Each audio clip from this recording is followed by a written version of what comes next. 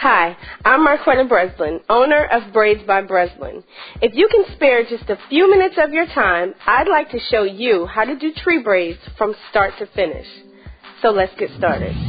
Be sure to have some duckbill clips on hand. The duckbill clips for this particular style are going to serve thousands of purposes. You're going to use this to part the hair. You're also going to use this to hold the hair out of the way, while at the same time using this to hold the extension hair out of the way when you're pulling it out of the braid. So be sure to have some duckbill clips on hand. Now for this style, I chose to use wet and wavy hair, but you can use the straight hair. It really doesn't matter. And what I did was I made sure that it was long enough, which I like to start braiding with 18 inches and up. Anything below 18 inches I will braid with, and I don't mind braiding with, but I'd rather braid with hair that's about 18 inches long. So make sure to have some 18-inch yaki hair or wet and wavy hair available. You want to also be sure to have some barbering strips on hand. Now the barbering strips come in a pack and they come perforated. You can just pull it apart and they stretch and they're going to go around your client's head. So just be sure to have some barbering strips on hand. You also want to be sure to have some Luster's pink oil available. This is going to moisturize the hair. Now, you can use this whether you're using straight hair or the wet and wavy hair. I like to use this rather than mousse because mousse the hair tends to mat or tangle. Initially, you can use a little bit of mousse in addition to this. But in this video, I just used a little bit of Luster's pink moisturizer. You also want to be sure to have a dryer on hand. Now, it doesn't have to be one of those big industrial dryers that are in salons. You can get the kind that you sit on top of your table. That's fine. The dryer is just going to dry the gel around the edges of the client's hair once you've added the gel and added the barbering strips. So just be sure to have a dryer on hand. Now, you want to also be sure to have some gel on hand. You're just going to use the gel to lay those loose ends down that are sticking up, and you're going to use the barbering strip to tie the hair down after you've used the gel. So just be sure to have some gel on hand. After you've combed through the client's hair, choose a side you'd like to start with first. You can part with a comb, but I choose to use a duckbill clip. Now your first part should be in the shape of a half moon, just like what I'm doing right here. I'm just taking the duckbill clip and parting just like I would if I was using a comb. Now you're going to also use your duckbill clip to hold the excess hair out of the way. Your clip is also going to be used to hold the extension hair out of the way during the braiding process. So you want to make sure you place it just above the area you're working in and not too far up. For these braids, I'm using 18-inch wet and wavy hair. Pull a generous amount of hair from the pack. Now with your pointer finger and thumb, pinch a smaller portion off. This portion will determine how thick your braids are.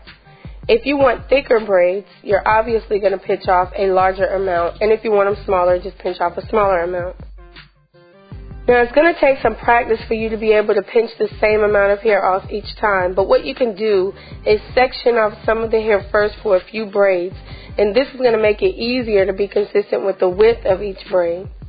Now once you've pinched off the desired amount of hair, pinch a smaller amount off and place it across the piece that you started with.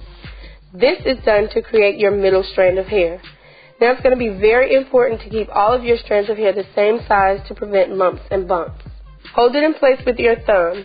Once you get it in place, transition your fingers to hold the middle strand with your thumb and pointer fingers, just as I've done here. Now you have 3 even strands of hair: strand of hair 1, strand of hair 2, the one we just created, and strand of hair 3. Take the client's hair and divide it into 2 pieces, a top portion and a bottom portion. Take the top portion and add that to strand of hair 2 and proceed with the braid, picking up the rest of the client's hair after you've braided down at least once. Braid down 2 to 3 times and transition your fingers to braid the hair in an under braid. Once you transition your fingers, braid down once and pull the hair out and place it behind the clip. Be sure that you place it behind the clip so that it can stay. It's going to hold to the clip. So just be sure that that clip is in there securely so that when you pull that hair up there, it's going to stay. Once you braid down to the desired length, take a small portion of hair from the middle strand of hair.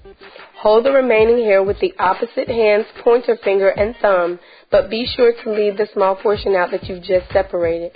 Rotate your wrist about 180 degrees. Using your opposite hand, grab the strand of hair and rotate your wrist again in the opposite direction 180 degrees and place the end between the two fingers holding the braid, which should be the thumb and pointer finger. Slide the hair off the two fingers, leaving the remaining portion sticking out. Pull the end that's sticking out tight. This will tighten the knot. Now to reinforce the knot, take the hair that you just used and knot the hair and tie it in one additional knot. You can also use 2 additional knots. Your next part will be just above the first part and slightly to the right. The parts to follow will fill in empty spaces, but for your first 3, you'll form some sort of a triangle.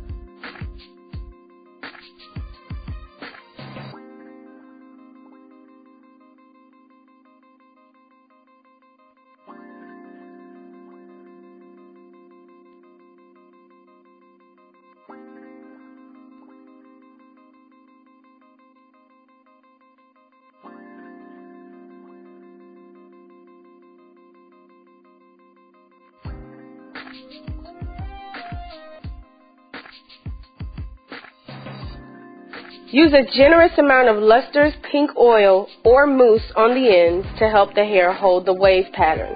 Once you do this, you should also plait the hair in large sections.